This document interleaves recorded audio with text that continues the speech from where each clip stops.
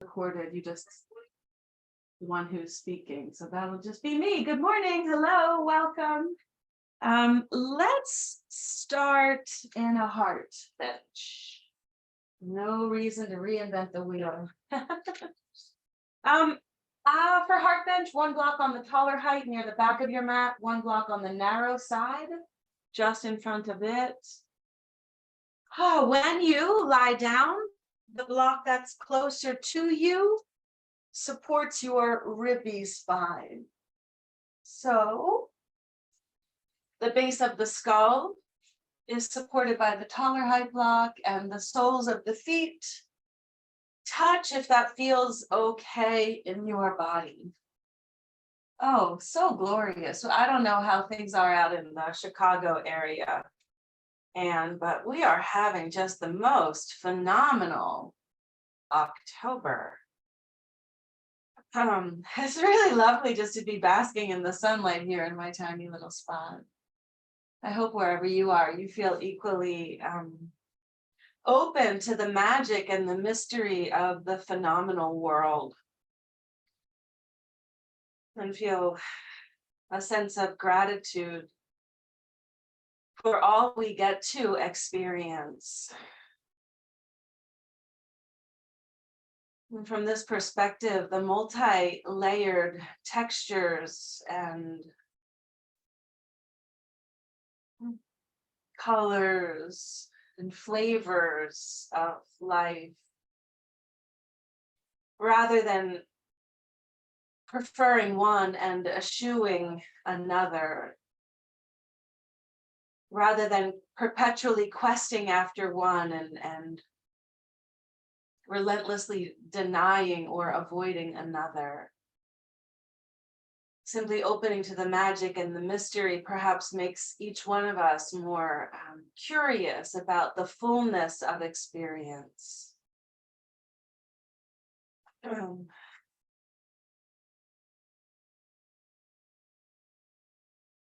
Opening up to glory, passion, treachery, just thinking of different weather patterns, like a ship on a treacherous sea has a mood, has a quality to it.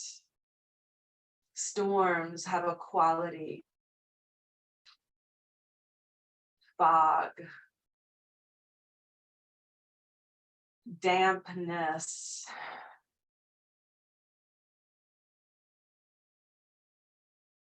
Maybe the weather is reflecting back to us the many moods of being human.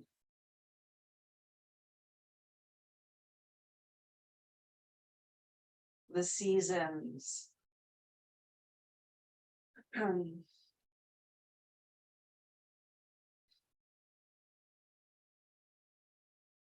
Transformation of caterpillars into butterflies and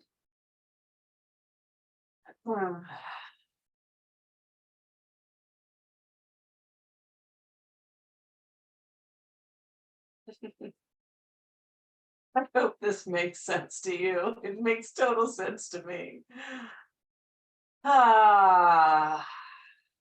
Inhale, receive the breath deeply. Exhale, sigh.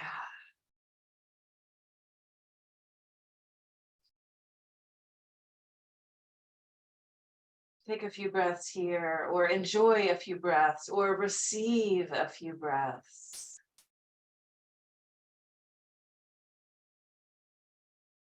As much as you can, dialing down the internal voice that is perpetually commenting, planning, preferring, demanding.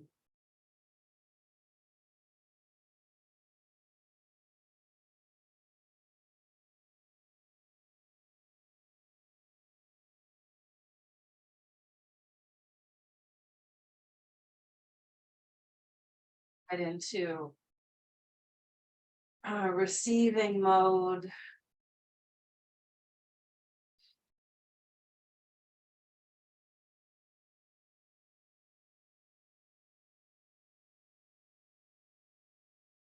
All right, let's just take 3 more breaths here.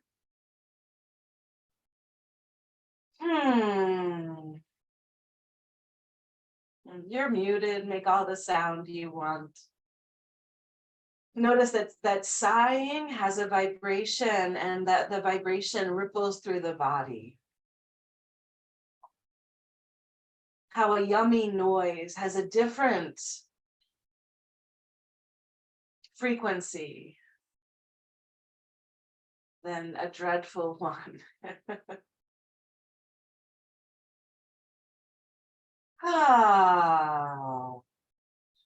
Let's go ahead and bring the feet to the ground. Maybe your hands help.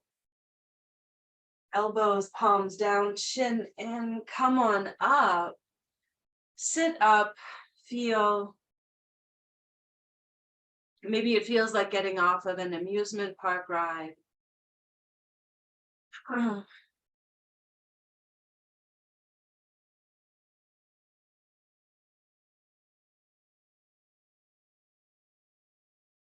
Take hold of wrists or hands underneath or behind your legs. Tuck your chin round in.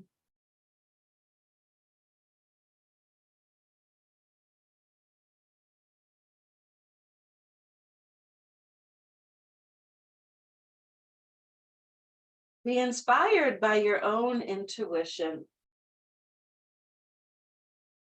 Like listening to the voice of your body, the voice of your unconscious or subconscious mind, opening up to what has been dark or hidden,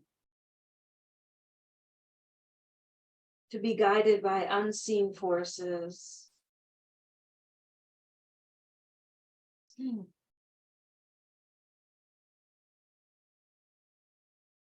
Let's go ahead and sit up and we'll come back into another reclining shape. So take your blocks and make them both medium height and horizontal, I suppose this would be. So that when you recline, the block that's a little closer to you supports your shoulder blades. It goes across the width of the body. And here, the back of the head is on the other height, on the other block. The feet come to the floor, the feet widen, as wide as the mat or even wider. You might walk them a little further away from your body. Let the knees drift in towards each other. So whereas before we had external rotation, abduction, I would say some modest degree of extension in the hip. When you bring your feet to the floor, widen them and drift the knees in. Now you have, even if it's modest, some internal rotation, some abduction, and I would say even some hip flexion. That's actually the 6 ways that the femur bones move. One of our aims through Yin Yoga is to move the bones in all of the ways they can. Be receptive, relax the muscles, and open to the lengthening in the fascia. So here your arms can be out to the side. They might be higher than they were, more like armpit height, or you could even take hold of wrists or elbows overhead. And then one final possibility is to take the block under the head and move it down a notch. You could lower it 1 notch if the breath supports, if it feels good. If you don't have uncontrolled high blood pressure, you could move that block completely out of the way. And now you'll have extension of the neck, whereas before you had flexion of the neck.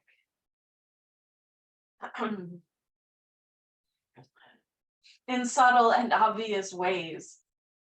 In these Yin Yoga practices, I am seeking to move as many of the joints in as many directions as possible in the course of a single practice or every other week.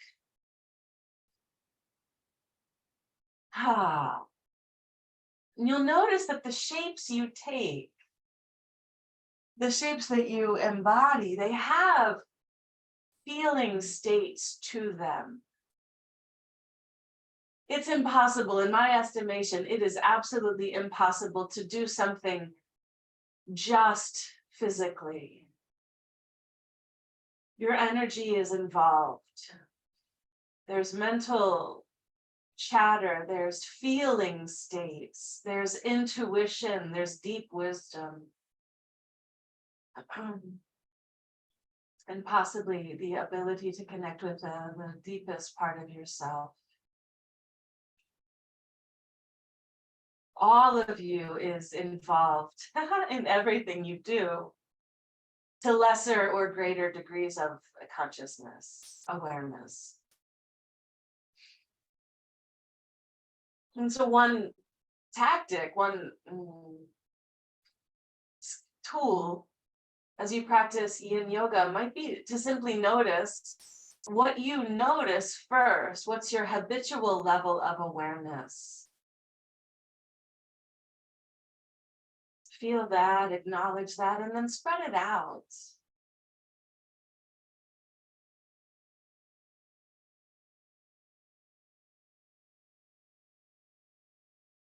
How does it feel to be here?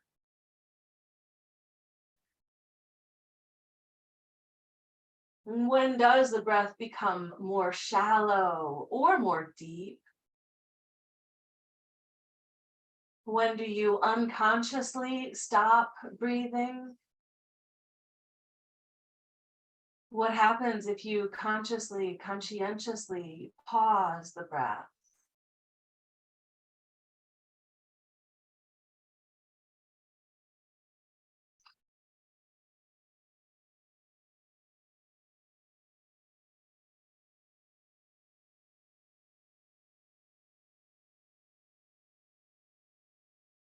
Just notice if it's true for you, if a lot of the day, and we pause there, if you're holding on to opposite wrists or elbows, change the cross of your arms. And just notice how many times, or ask yourself, or become curious about how frequently during the day does it seem like your awareness is outside of you, either regarding yourself the way others might regard you, or simply imagining how it is for other people. Like making your choices based on how you imagine other people either want from you or need from you or expect from you. Oh man, I have to say, I'm just disappointed when I realize that mine, a lot of the time, seems to be located outside of myself. How often am I just imagining how disappointed my dog is with me? That she doesn't get to the woods enough. Or I'm on my computer too much. And I wonder if this yoga practice, meditation practice, chanting, prayer, journaling, if these are opportunities for each one of us to land our consciousness solidly within ourselves, to know our own experience, validate our own experience, and make choices based on our own needs or desires or intuitions.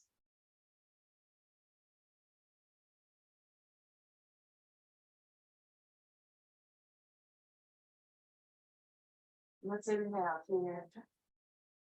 And exhale, sigh.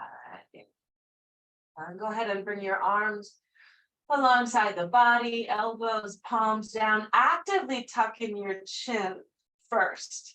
And then firm your hands and roll up to sitting. And once again, sit up. Whew, and notice.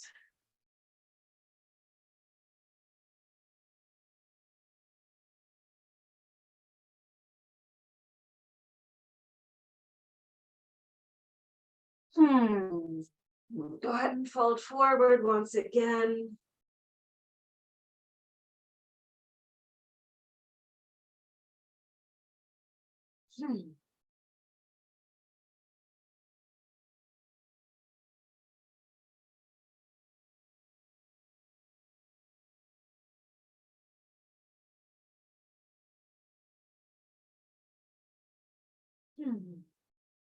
Let's go ahead and sit up.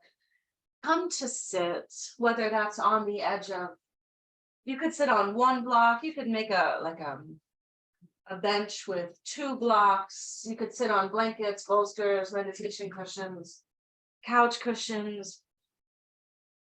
Sit upright. I love to imagine you're building yourself a throne.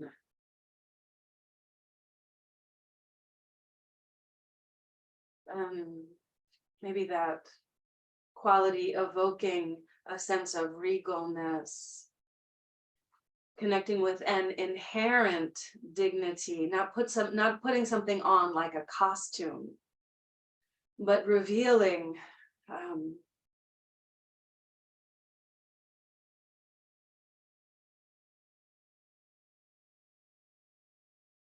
revealing some inner truth. Go ahead and close your eyes, turn your palms down, relax your jaw.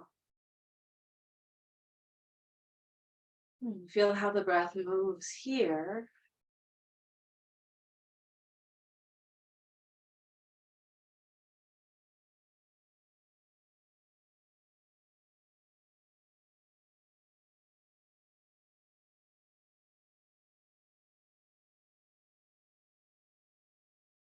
And if it's intriguing for you, you utilize the entire practice on a quest to discover what's actually occurring in the here and now.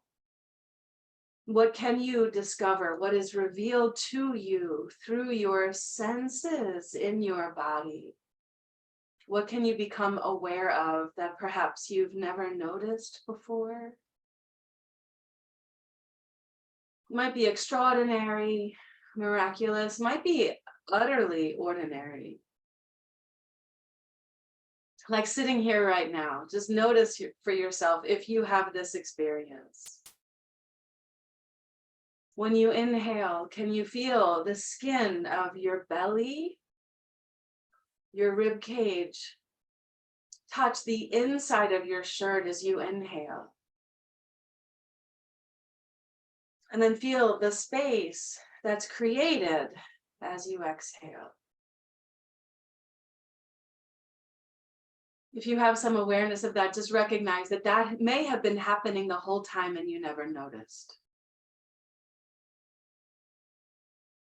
Open up to the taste in your mouth, the echo of coffee or the linger of orange juice.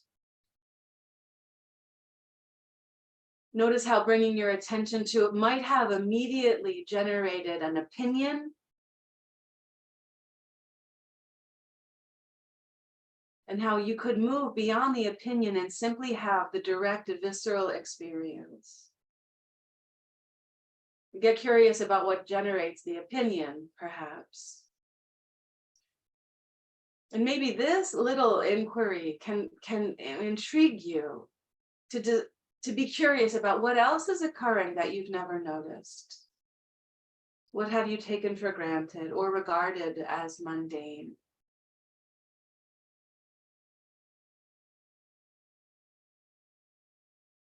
When one does experience the complete and irreversible moment of wakefulness, where you discover the ultimate truth, you're in the exact same space you were in when you were still shrouded in confusion or darkness.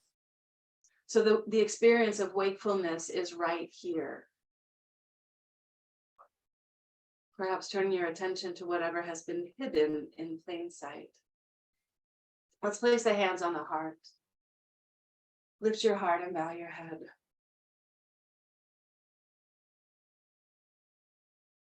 Feel the beating of your heart. Imagine you could actually hold your heart.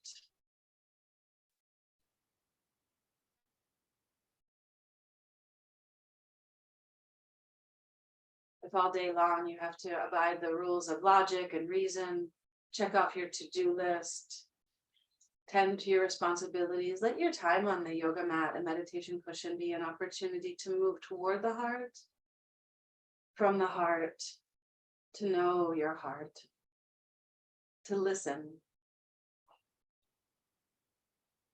If you'd like to join me in chanting a silent Om, or an audible Om, you're all muted. Perhaps the chanting of the sound of Om could reverberate through the heart. Let's make it audible, even though it won't sound so good. Mine won't sound so good on the recording. Let's inhale together.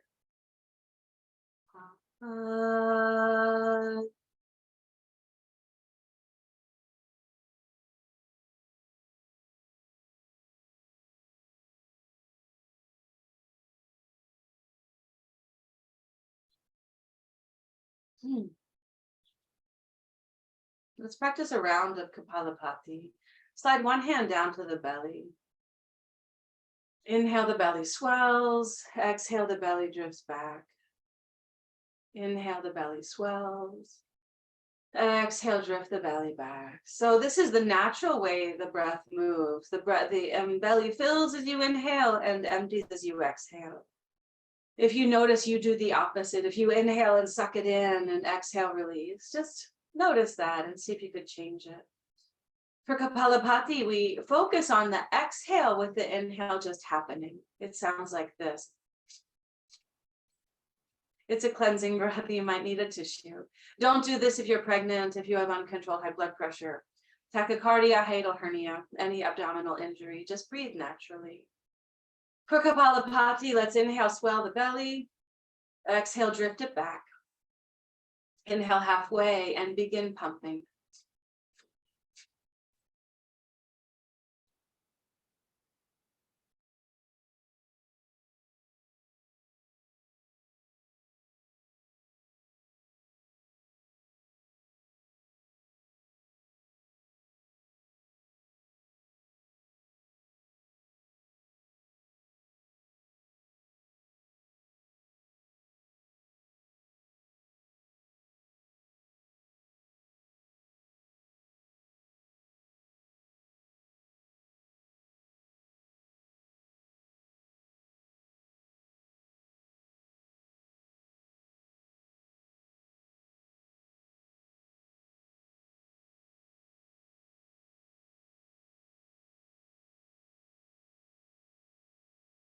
Going.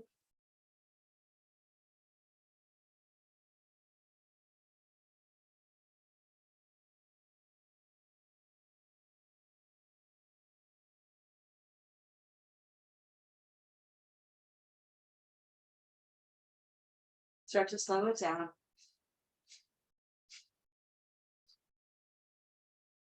Exhale completely.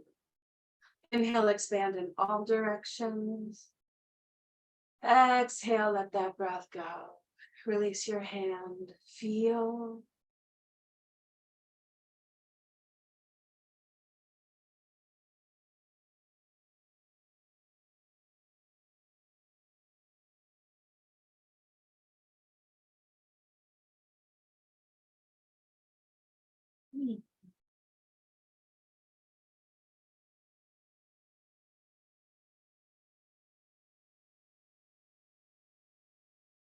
Let's go ahead and open the eyes and we'll climb into child's pose. So for this child's pose, if you can, bring your knees close. And when you fold, bring your arms alongside your body.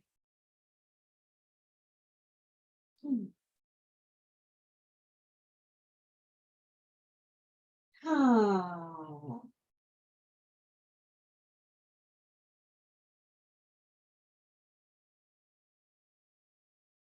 Here we have deep flexion of the knees, and flexion of the spine.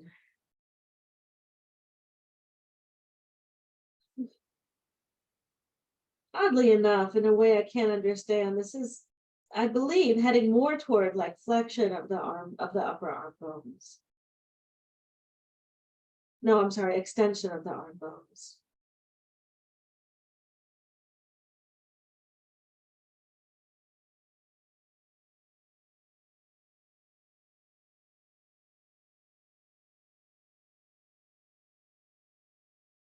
Bring the arms out in front. And then start to walk your arms off to the left and let your right sitting bone just sort of do a free fall off of the heel. So your sitting bone probably doesn't touch the floor, but hopefully you do feel some quality of stretch through the lower back and the SI joint. The SI joint, the sacroiliac joint, is the place where the ilium or the hip bone fuses with the sacrum. A lot of sitting or less activity can maybe bring some distress here.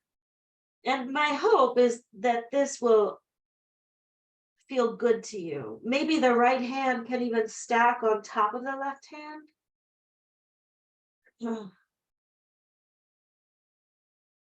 Relax your shoulders. Just become really curious. Again, this idea of discovering what's been happening the whole time that you never noticed.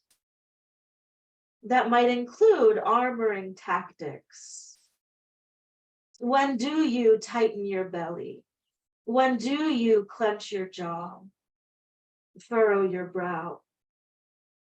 Hike up your shoulders?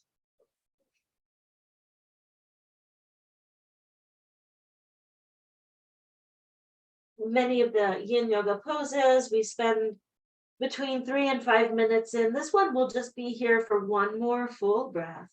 Inhale. And exhale. Walk your hands back to center. And just pause in center. Your arms can stay in front of you. Oh. Or if you prefer, they could come alongside the body. Just like 3 more breaths here. The effect of the pose is not just revealed while you're in it. So notice the more subtle effects even as you exit the pose. Let's bring the arms out in front and start to walk your hands over to the right side. And do it, press into the ground a little so the left sitting bone can drift off of that heel. This may feel meaningful, it may not. Sometimes the shapes don't feel like much when you're in them. The left hand might stack on top of the right hand.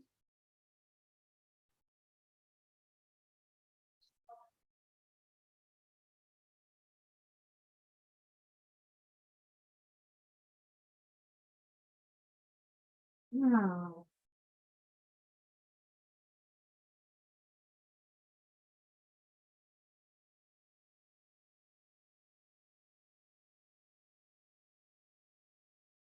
Notice where the breath has freedom, where it might be stuck.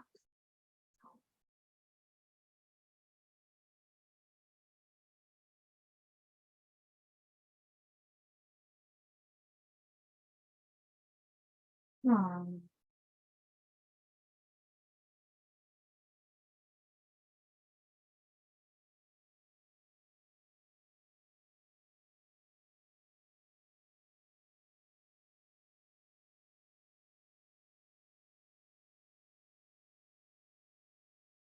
Let's inhale here and exhale, sigh out. Walk your hands back to center and pause, take a few breaths.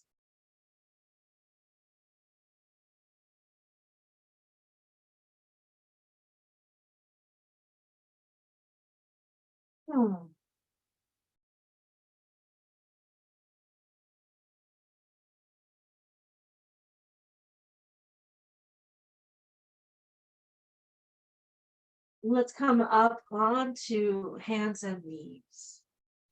And from here, we'll slide the right knee forward.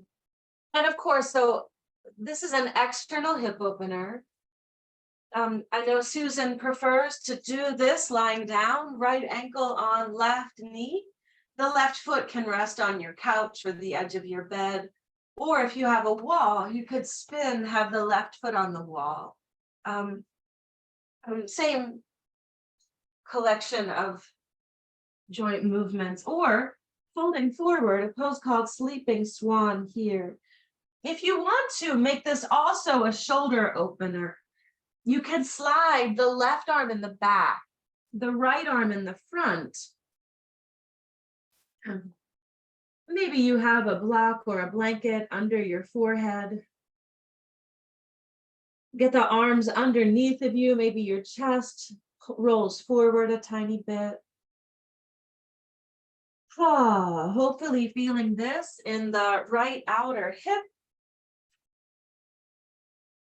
If you have your arms, and Susan, you might just cross your left arm in front of you and use your right elbow to sort of hook the arm to draw it across. Good, Anne. So you can do that in space, or you can come to a wall. And if you want to, if you have your foot on the edge of something and want to hook your left elbow with your right elbow and sort of draw the left side of the shoulder off to the side, you could do that.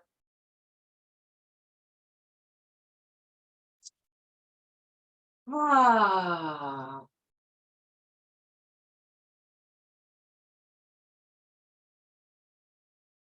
Hmm.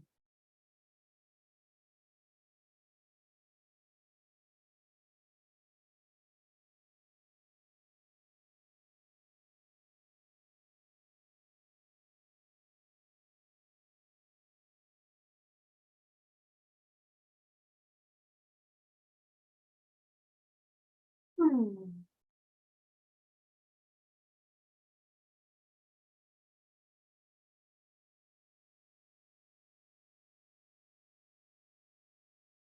So aware of what's occurring inside your physical body. It has been suggested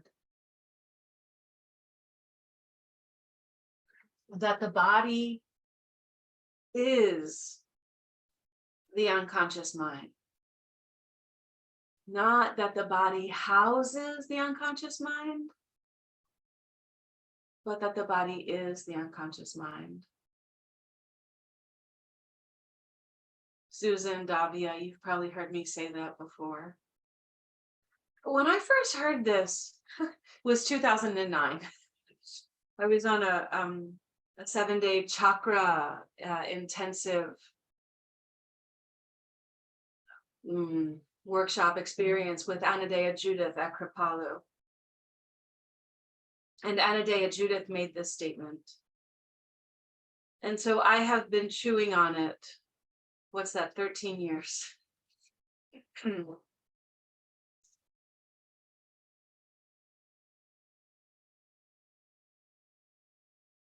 I think I used to believe the unconscious mind was this dark, dangerous thing, this unsophisticated thing that needed to be overcome. But since I've come to realize it's this profound source of deep wisdom and intelligence that is slowly revealing itself to consciousness.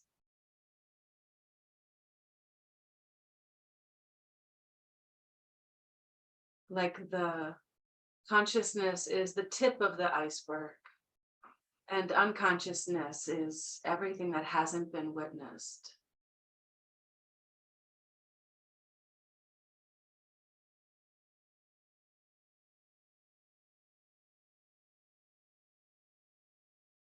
So we'll stay in the hip opener. If you want to release your arms and have it just be the hip opener, you could do that. If there's more depth in the hip opener, sometimes if you're in sleeping swan, it might make sense to kind of migrate your torso. For me, it would be off to the left. If a small, conscientious shift feels good, do that.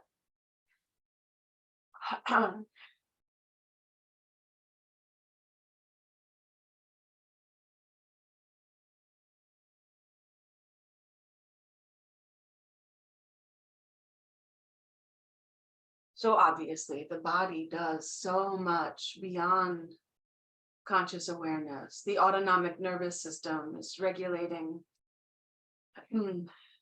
everything: heartbeat, nervous system impulse,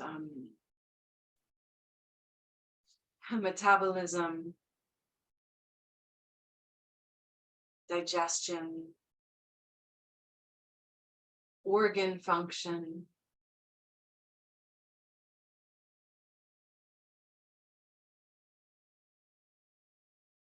One of my working definitions of yoga is that yoga is bringing light to what has been dark, shining consciousness on what has been unconscious. And again, I came from the place that the consciousness was the exalted and the unconscious was what needed to be overcome.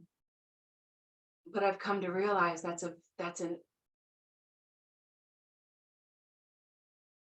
I would say that's inaccurate.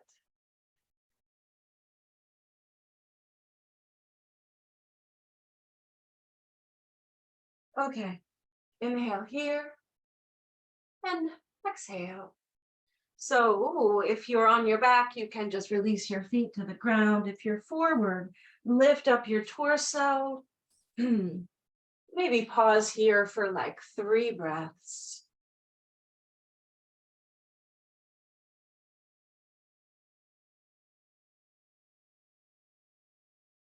And then you can slide back, let the right leg perhaps go long. If you're on your back, whatever feels like a good release, a wiggle of the hip or rocking.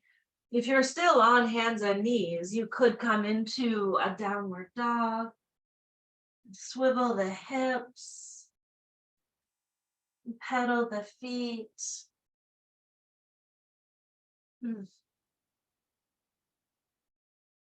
Ah. Bring both knees to the ground. If you're on your back, come into the second side. So the left ankle comes to the right knee, or the left knee comes toward the left wrist. You can simply fold forward, or maybe the right arm crosses under the left. Pivot your torso forward a little. If you're on your back, left ankle on right knee. Maybe the left elbow hooks the right arm.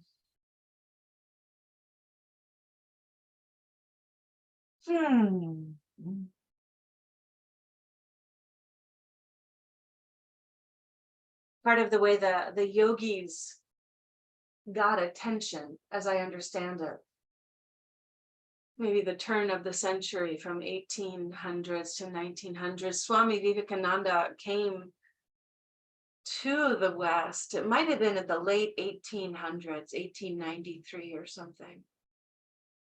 He went to the World's Fair. I think it was in Chicago. I might have everything wrong.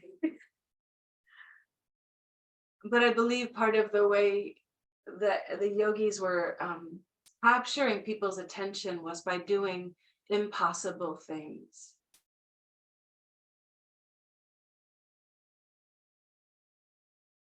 I can't say for sure it was Swami Vivekananda at the World's Fair in Chicago, but some yogis have been able to direct the breath just through Sushumna Nadi, which they say is the central column. Runs along the spinal column, but is more esoteric than that they were able to direct prana flow solely through Sushumna Nadi. So it appears as though as they stop breathing. I think it's been proven that some yogis have been buried for 2 days, 3 days, and emerge alive. So it kind of maybe seems like a party trick, but some very skillful, very practiced yogis have been able to bring unconscious processes under conscious control. Slow down their heartbeat.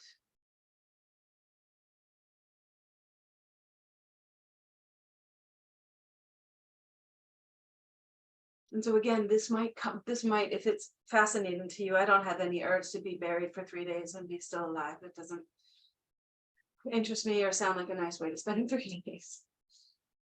But this might heighten your curiosity about what might be possible.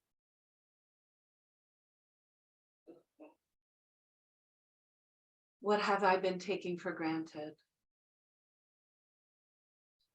If wakefulness is right here, and I don't feel like I'm wide awake,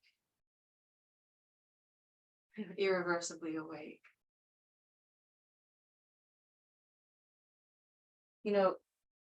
Okay, let's inhale here. You can stay with the shoulder opener or release your arms. And breathe. What's right here? What do you feel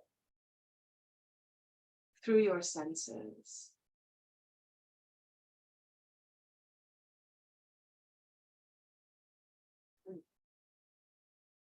I'm leading a retreat in Costa Rica in April. I still need to get the information up on my website. I'm still working on the description. Susan, I might reach out to you for some help. Yeah, got a thumbs up. Awesome. But the retreat is called Come Back to Your Senses. Healing through feeling. And just this idea that we've been trained almost to locate our awareness outside of our bodies and not be attentive to the energy or the pulses, the feeling states. We've been separated from our feelings. And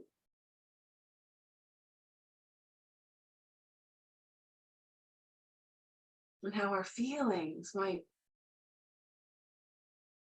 take us closer to establishing within the center of that which we are. Maybe our feelings have incredible wisdom and profound messages that we've been denying, looking outside of ourselves for the answers.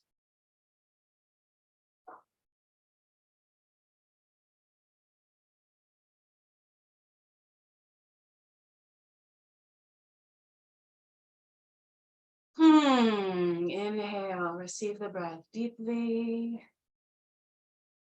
Exhale, sigh. So release in the way that feels right. Maybe your legs just come to the floor. Maybe you walk your hands in and lift up your torso and take a few breaths.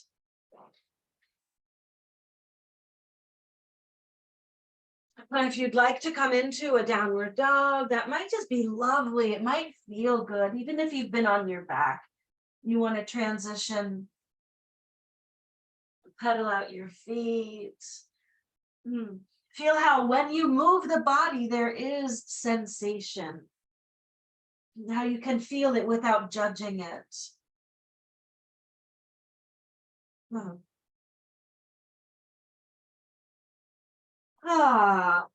Let's come to the floor and stretch the legs out to a wide angle.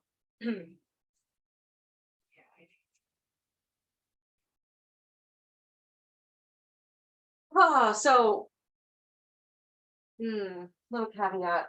My intention right now is to turn the torso to the right. So I'll do it this way, to the right. I forgot. And so we'll spend time here.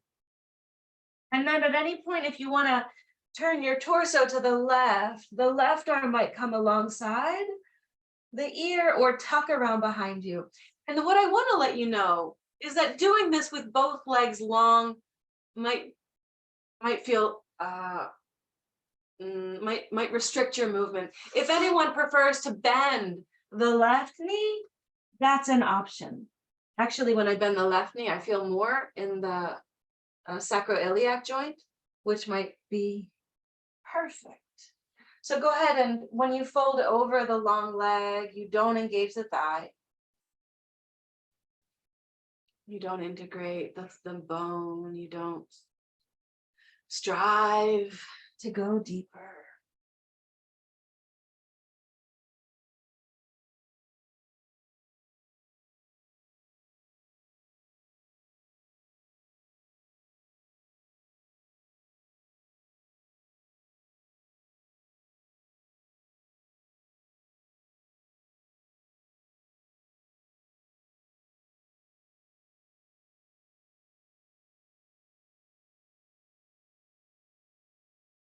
Relax the jaw. Oh, soften your eyes.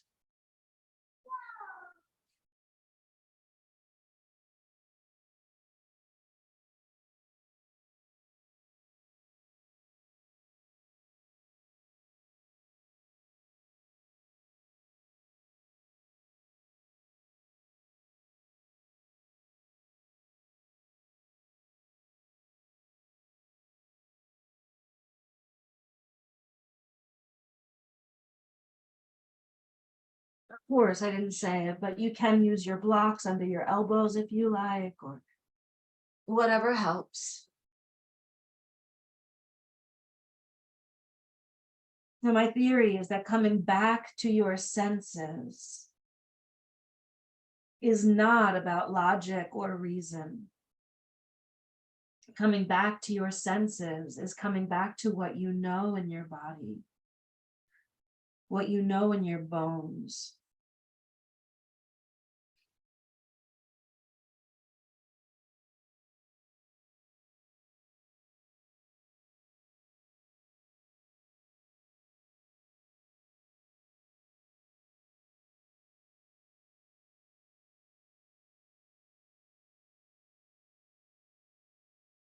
If you want to make it a side stretch, you can do that.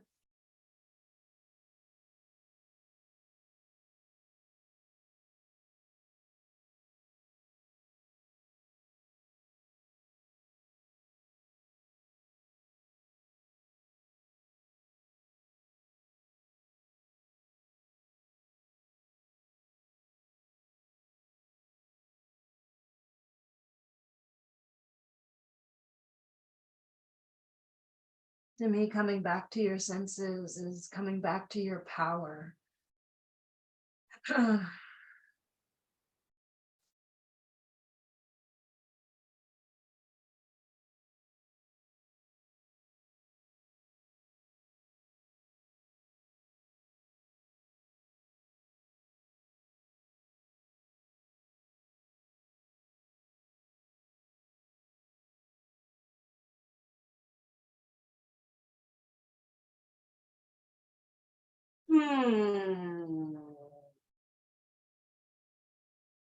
Let's inhale together and exhale. So it's real important. Bring your hands under your armpits. You can even engage your abdomen. Use your arms to lift yourself up. Engage your belly to lift yourself up and sit for a moment. Like getting off the merry-go-round.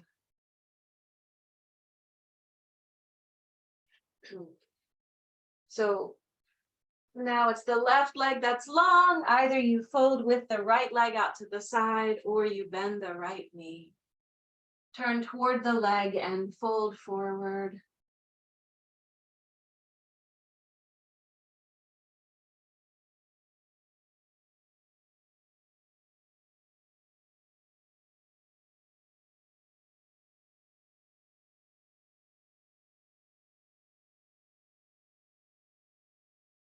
Wow.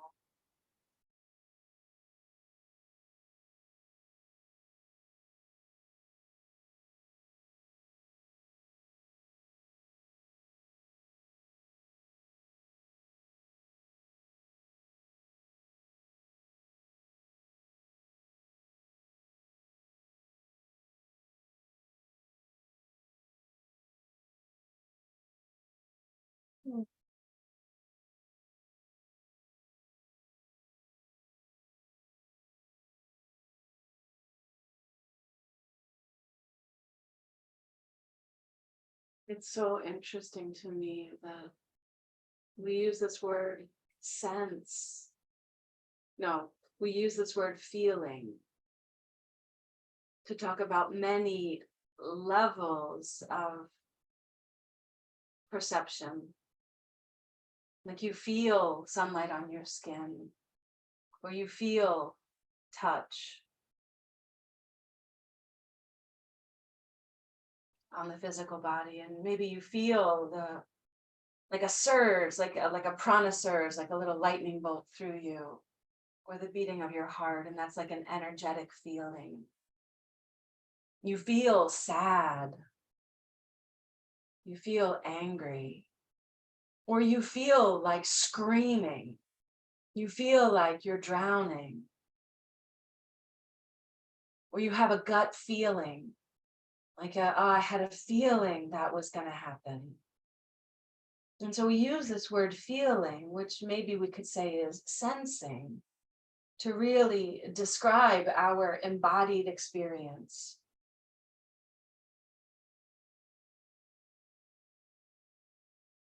If you want to make it a side stretch, go ahead and do that.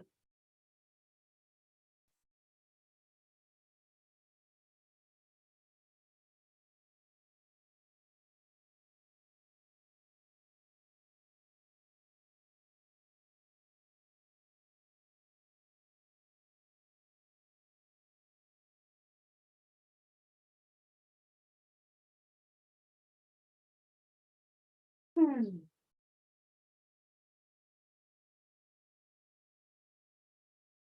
Our feelings are not subjected to the laws of reason, logic.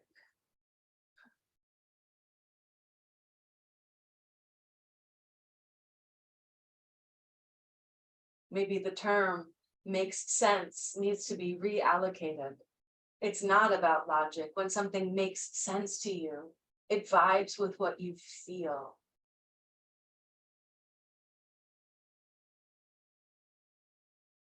You can see how that is accurate or feel.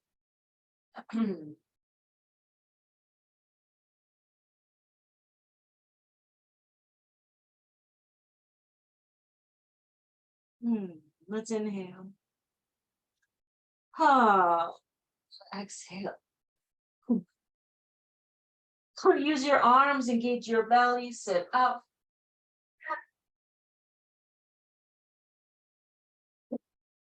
And pause, feel.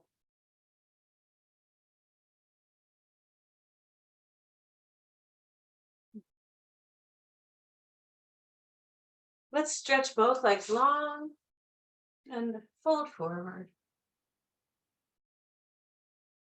to whatever degree you can.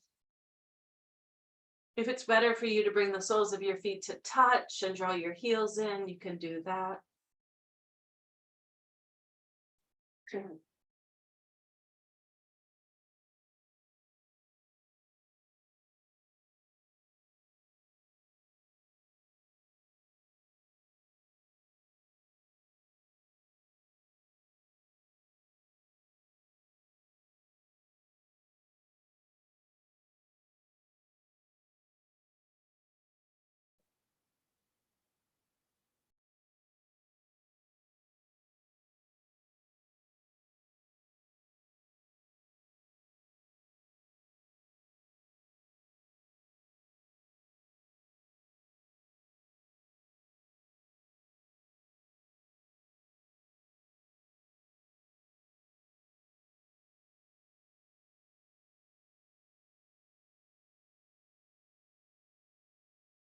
Wow. What do you feel here? What do you feel like?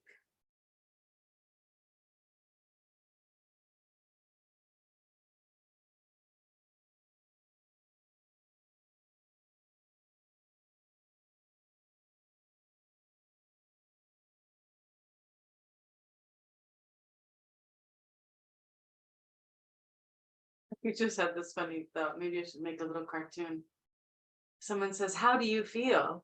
And the other one says, "Through my organs of perception."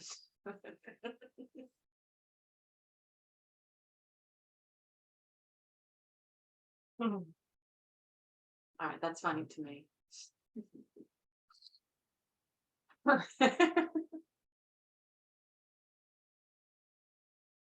Ah.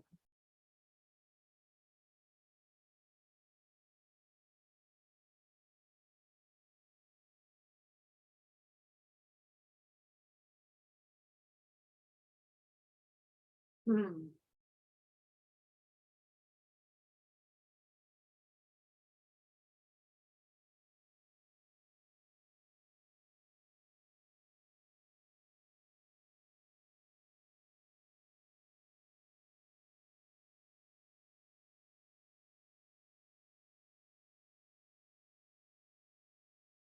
Wow. See if you could do a little more sinking or opening.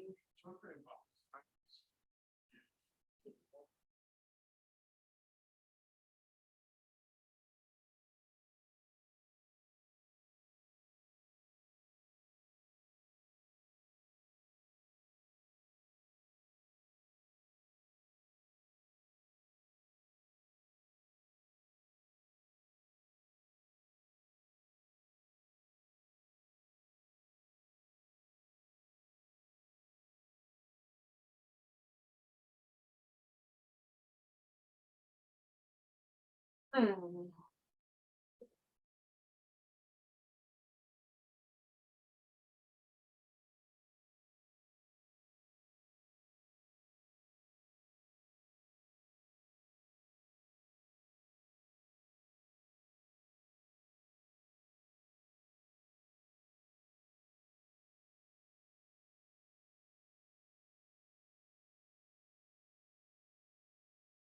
Hmm. Let's inhale here. Exhale. Use your hands to walk in, lift your torso again, engage your belly, sit up. Feel how the breath moves.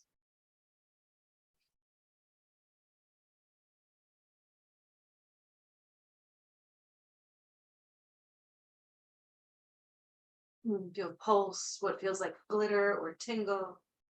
Sometimes I imagine that is like my cells applauding. You can use your hands if you like. Use your hand to bend your knee.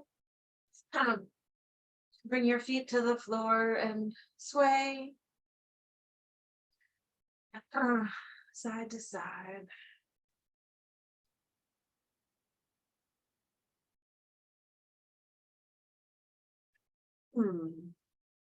Let's come to lie down. Hmm.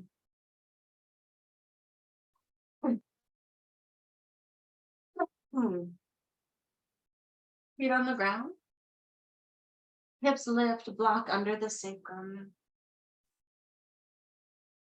The feet can stay on the floor with the knees bent, or the feet can slide away from you. Maybe the arms come overhead.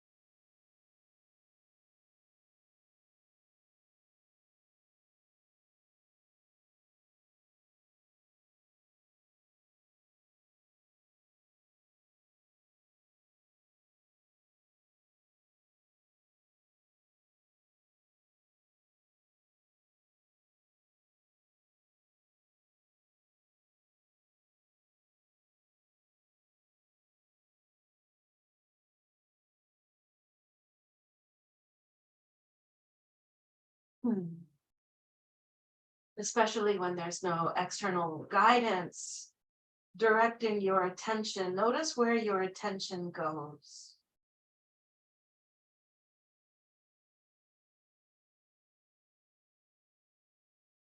As you aerate the body, Deeper breath as you open the body through Yin Yoga poses.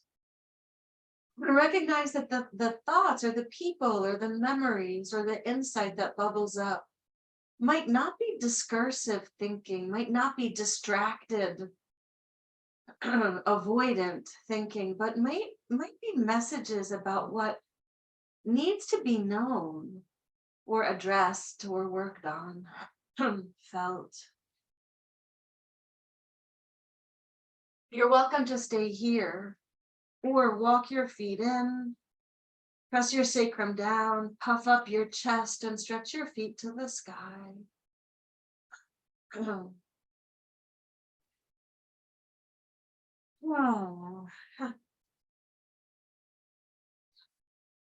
Roll your ankles or squeeze and fan your toes.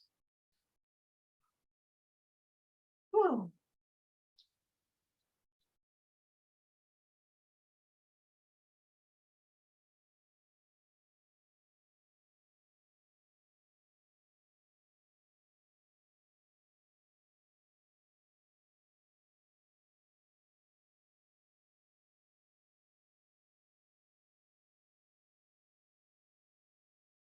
When we perpetually have our focus outside of ourselves, we may think we're being generous, and we are, of course. Many women are raised to be more selfless, more giving, more generous. And we could even imagine that turning attention back to ourselves is selfish or self-centered. We've been called all these terrible things for bestowing some of our own attention on ourselves, but acknowledging that you have things to work on, that you have things to feel and heal. My theory is that the healing comes through the feeling. Just be really tender and kind toward whomever or whatever comes to visit you. During practice, later today, in dreams, go ahead. If your legs are in the air, bring your feet to the floor. But if your feet are extended away from you, slide them in. Squeeze your buttocks, lift your hips, move the block and lower down. Once again, you can widen your feet and sway your knees from side to side.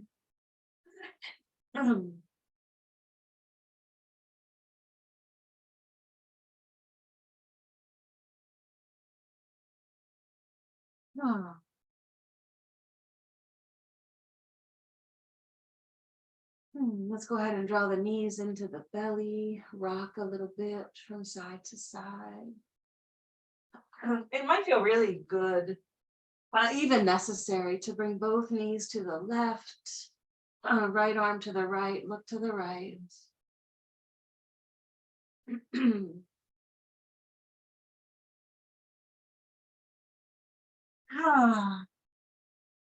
Lengthen your exhalations.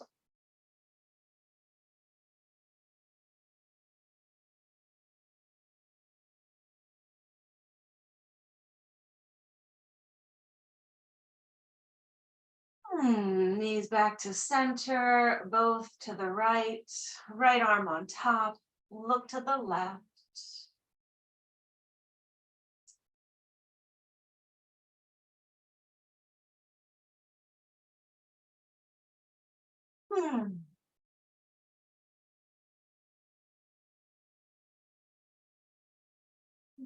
Come back onto your back, hug your knees in, maybe curl up in a little ball.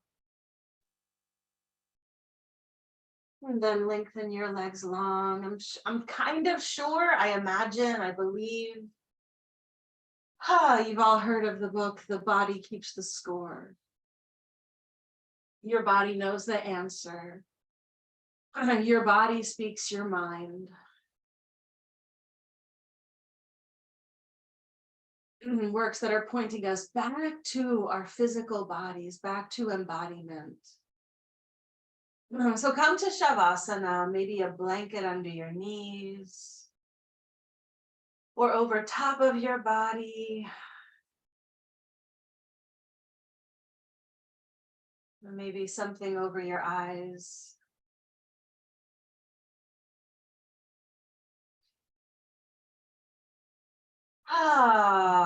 Exhale with a sigh and come into this. You could call it a pose. You could call it a space. Come into this space. The space of non-resistance, of total surrender and receptivity. I've often said not achieving, not accomplishing.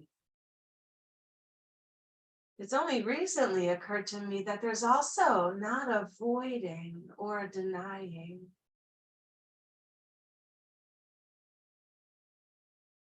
A space where things can pop up.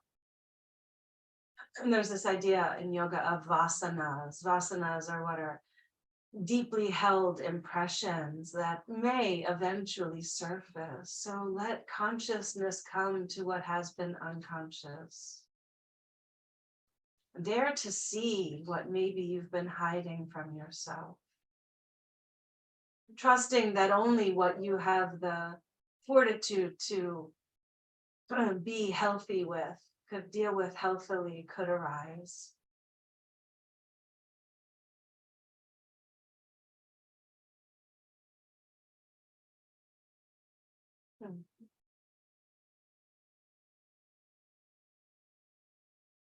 Maybe some deep guilt about a childish action you took.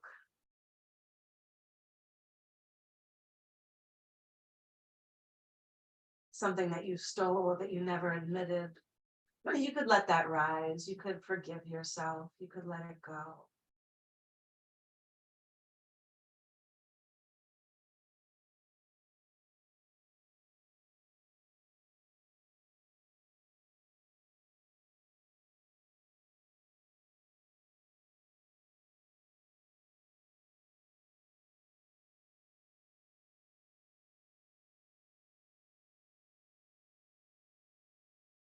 And what may have to surface might not just be the wrongs done to you, but forgiving yourself.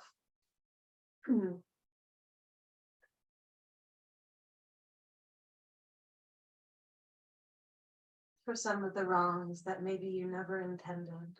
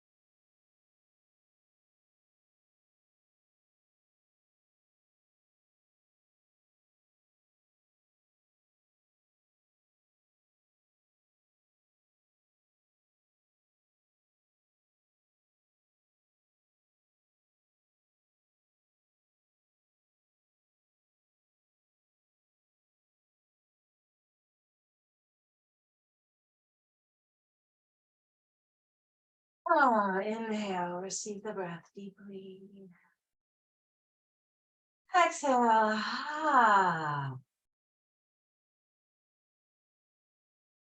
Perhaps you can experience yourself as a vibration, as pulse.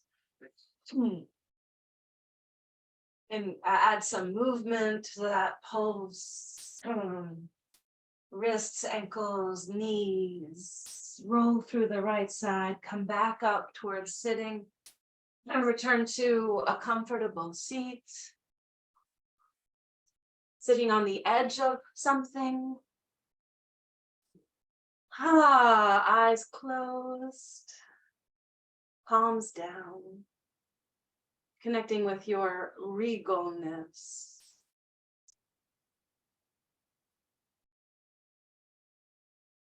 Palms turned down, a gesture of connecting with yourself, keeping your own counsel, running things through the council of embodiment.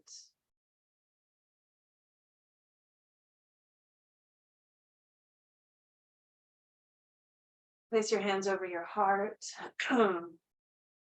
Lift your heart and bow your head. Even as you move back into the realms of logic and reason, navigating your responsibilities, keep some connection with your heart. Imagine you could continue to hold your heart so tenderly.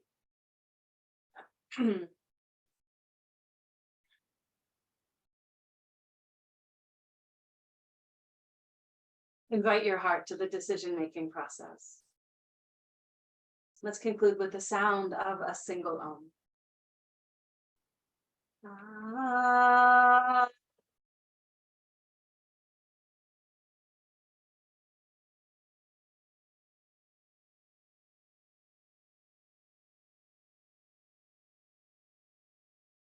Bring your arms around behind you. Your right hand holds your left wrist. Your left thumb and forefinger touch. Shine your heart to the sky. Lead with your heart. Fold forward, sealing in your practice.